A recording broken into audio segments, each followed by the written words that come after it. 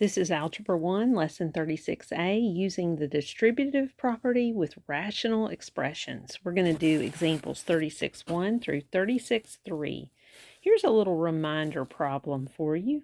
When you multiply fractions, you're just going to multiply straight across. So 2 times 5 is 10, and 3 times 7 is 21.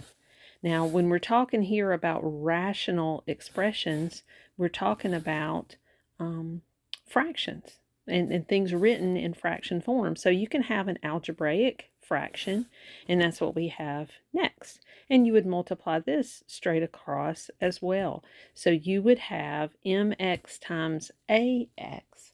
And when you multiply those two, you have m a x squared over, and then you have the 4 times the 2, which is 8, and then y times the y, which is y squared.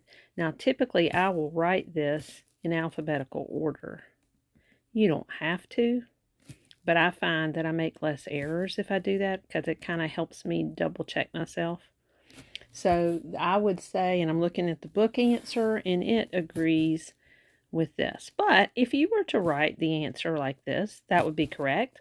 All of the variables have the same exponent, and it's written as a product, so you'd be good to go.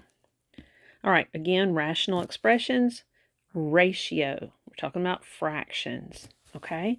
So here's an example that's going to combine what we know about rational expressions with what we already know about the distributive property, and it works the same way. All right, so this is the factor on the outside that is being multiplied by the expression inside of these parentheses. And inside of the parentheses, you have two terms. Notice your minus sign here. Here's a term. It's just that term is a fraction. And here's another term. Okay? So you're going to distribute this to the first term and then this to the second term. And that's going to look like this. The x squared times the x squared would give us x to the fourth. And then the y squared times the y would give us y cubed. Okay? Now we're going to take that and we're going to do it times the second term. So we're going to multiply this x squared by this 3y cubed.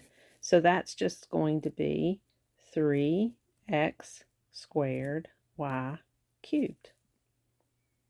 And then we're going to multiply this y squared times m, which is going to be y squared m, or I guess I would say m y squared. Now, at this point, what you're going to do is you're going to also look at the sign, okay? And there is a minus sign between it. Now, remember, we think of that as like adding a negative or adding the opposite, but to simplify it in simplest form, I would leave it just as a minus. Now, as often is the case when you're working with fractions, you need to make sure that you've simplified your answer. Okay, so we've gone ahead and we've distributed, we've multiplied each term, and we have this answer, but it is not simplified. So let's look at it. All right, this term is simplified. There's not a simpler way to write it, but this term is not. Do you see it? Notice that in the numerator we have a y cubed, and in the denominator we have a y squared. So that's as if we have, and that's what it really means, this in the numerator and this in the denominator. That means that this y and this y will cancel, and this y and this y will cancel if you wrote it out the long way.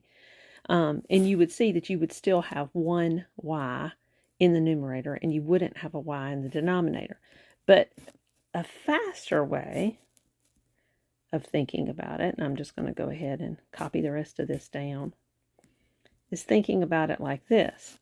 I've got this y cubed here and this y squared, and when I divide things that have the same base, I can subtract their exponents. So that means I'm going to have a y to the 3 minus 2, which is a y to the first.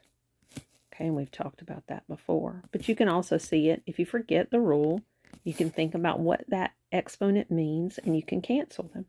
That means in the denominator, I only have an m left. So this would be your final answer for this example.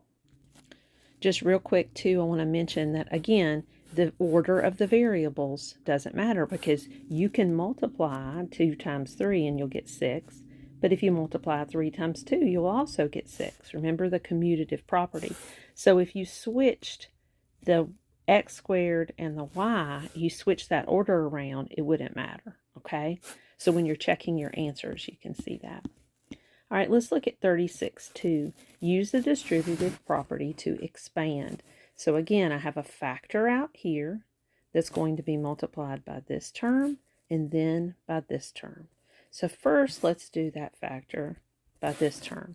Okay, now the book writes out everything and then simplifies it. We're going to go ahead and try to simplify it as we go a little bit. Okay, so this m is going to be times all of this. So that's going to be m, a, x, p. And we could alphabetize those. Okay, now I'm going to multiply this z times this mk. So I've got a z, m, k. And there was nothing that I could really combine there, was there?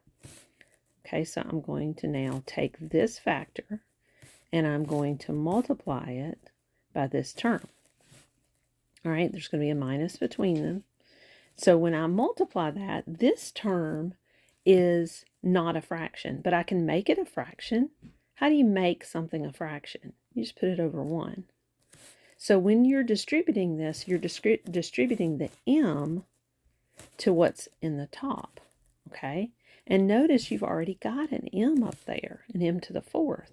So this will just be 2, and instead of m to the 4th, it'll now be m to the 5th, and then the p to the 4th. Okay, and then in the denominator, I'm going to multiply this z times that 1, which is just z. Now I'm going to look to see, is there anything that I can simplify? Over here, I have m, a, x, p, z, m. Oh, we have an m in the numerator. We have an m in the denominator. So this m cancels with this m. We've talked about canceling. It's really division, right? You're dividing the top by m to get rid of it and dividing the bottom by m to get rid of it. So I get AXP over, and then I've got a ZK. And I would maybe write those in alphabetical order. It doesn't really matter. Okay, minus. And then over here, I look to see if I have anything that will simplify. And I do not believe there is. Okay, and that should be your final answer. Now again, if I change the order of those variables, the order of the multiplication, nothing's going to change. Okay, so if your variables are in a different order, but they have the same exponent that they should have, like is listed in the answer key, then it's equivalent, and that's okay. Okay, here's the third one. Use the distributive property to expand. Again, we've got a factor on the outside, and this time we've got 1, 2, 3 terms. So let's multiply by that first term. Okay, so we're going to have this a, and that's times this a, that whole term, but it will be combined with that a. So we're going to have an a squared, and then we have this b times this b, which is a b squared, and then we have this x. And then in the denominator, we're going to have this c squared times another c, which would give us c cubed. All right, I'll erase all that. Let's do this factor times this term. Oops. Now, it is not a fraction as of right now, so I'm going to put it over 1.